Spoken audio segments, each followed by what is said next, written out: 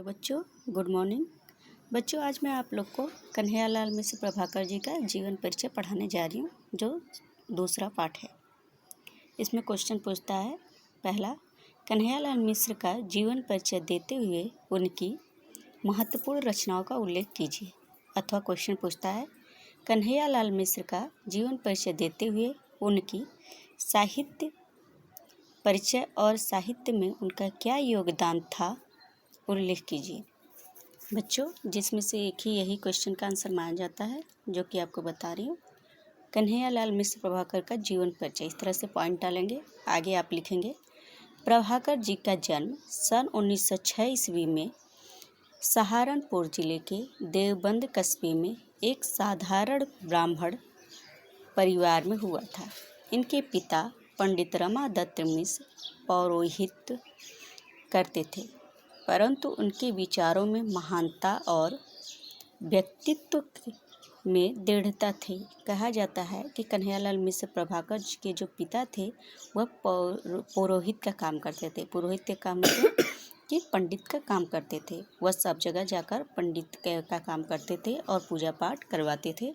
उसी से उनकी दिनचर्या चलती थी। इनका जीवन अत्यंत सरल और सात्विक था। इनका जीवन कन्हैयालाल मिश्र प्रभाकर जी का बहुत सरल था और बिल्कुल एकदम सात्विक, मतलब मीट मांस से नहीं खाते थे, बिल्कुल सरल भोजन करते थे। इनकी माता जी का स्वभाव बड़ा उग्र था। कहा जाता है कि कन्हैयालाल मिश्र प्रभाकर जी की जो माता थी बहुत ही उग्र बुद्धि की थी, यानी कि बहुत ही जल्द ही वह क्रोधित हो जाती थी। इनकी शिक्षा नगण्य ही हुई। नगण्य मीन्स मतलब नाम मात्र की हुई थी इनकी पढ़ाई। ये बहुत ज़्यादा पढ़े लिखे नहीं थे। अपनी शिक्षा के विषय में इन्होंने लिखा है, हिंदी शिक्षा पहले। इन्होंने अपनी शिक्षा के बारे में लिखा है कि हिंदी शिक्षा मेरी पहली है।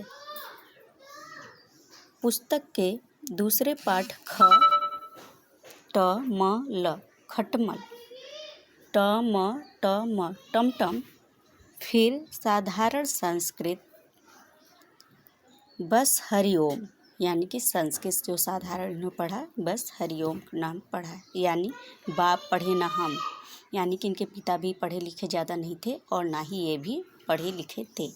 जब ये खुर्जा के एक संस्कृत विश्वविद्यालय में पढ़ते थे, यानी कि जो खुर्जा है वहाँ पर जब ये संस्कृत विश्वविद्यालय में जब ये पढ़ाई कर रहे थे, तब कहा जाता है कि प्रसिद्ध राष्ट्रीय नेता आसफ अली के ओजस्वी भाषण को सुनकर, जो उनके ओजस्वी भाषण है, उस ओजस्वी भाषण को सुन करके परीक्षा छोड़ दी। इन्होंने अपनी परीक्षाएं जो थी इनकी बीच में ही छोड़कर चले आए और स्वतंत्रता संग्राम में सक्रिय भाग लेने लगे। कहते हैं परीक्षा को बीच में छोड़ दिया और स्वतंत्रता संग्राम में अपना सक्रिय भाग लेने लगे।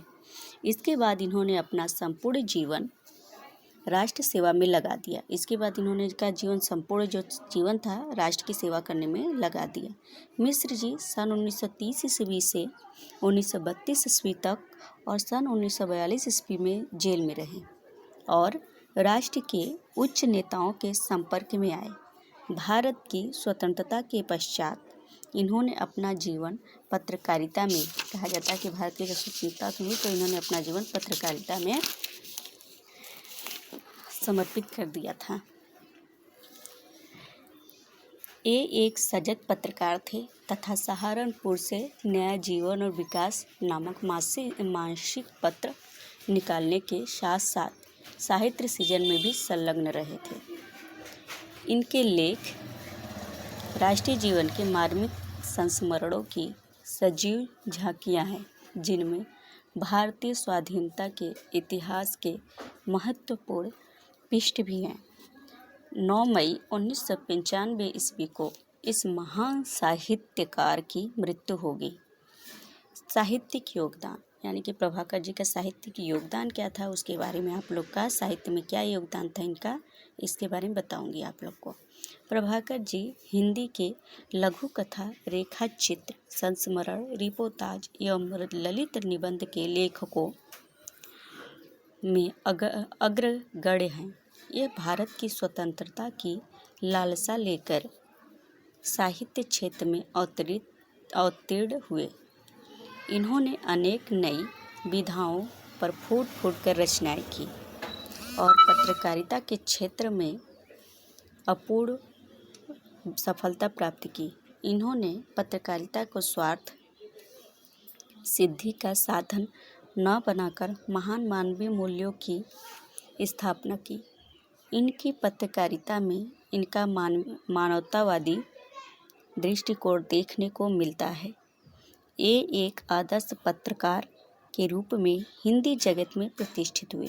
इनके पत्रों में तत्कालीन सामाजिक, राजनीतिक और शैक्षिक समस्याओं पर इनके निर्भीक और आशावादी विचारों का परिचय मिलता है। स्वतंत्रता आंदोलन के समय इन्होंने जीवन के मार्मिक संस्मरण लिखे। इनके संस्मरणों में इनके व्यक्तित्व के साथ साथ भारतीय स्वतंत्रता संग्राम के इतिहास की झांकी भी मिलती है। इस प्रकार आदर्श पत्रकार, संस्मरण लेखक और रिपोर्टाज लेखक के रूप में प्रभाकर जी की साहित्य साधना चिरस्मरणीय है। इसके बाद बच्चों ये बताऊंगी इनकी रचनाएं क्या है। प्रभाकर जी ने हिंदी की विविध विधाओं साहित्य रचना की। इनके अभी तक 9 ग्रंथ प्रकाशित हो चुके हैं। रेखा चित्र में महके आंगन चहके द्वार, जिंदगी मुस्काई, माटी हो गई सोना, भूले बिसरे चेहरे। लघु कथा में है आकाश के तारे, धरती के फूल। उसके बाद संस्मरण में है दीप जले शंख बजे। उसके बाद ललित निबंधन में इन्होंने लिखा है छड़ बोले कड़ मुस्काए, बाजे पायलिया के घुंघरू। संपादन में है आपने नया जीवन तथा विकास 2 पत्रों का संपादन भी किया। इन पत्रों में प्रभाकर जी के सामाजिक, राजनीतिक और शैक्षिक समस्याओं पर आशावादी और निर्भीक विचारों का परिचय मिलता है। साहित्य में इनका क्या स्थान है ये बताऊंगी अब आप लोग को। श्री कन्हैयालाल मिश्र प्रभाकर शिल्प और वस्तु दोनों ही दृष्टियों से समर्थ गद्यकार हैं। इनकी लघु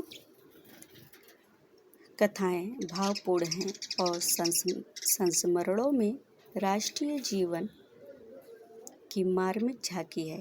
ये मानव मूल्यों के सजग प्रहरी के रूप में एक आदर्शवादी पत्रकार थे। देश तथा हिंदी भाषा की असाधारण सेवा के कारण हिंदी गद्य साहित्य में इनका महत्वपूर्ण स्थान है।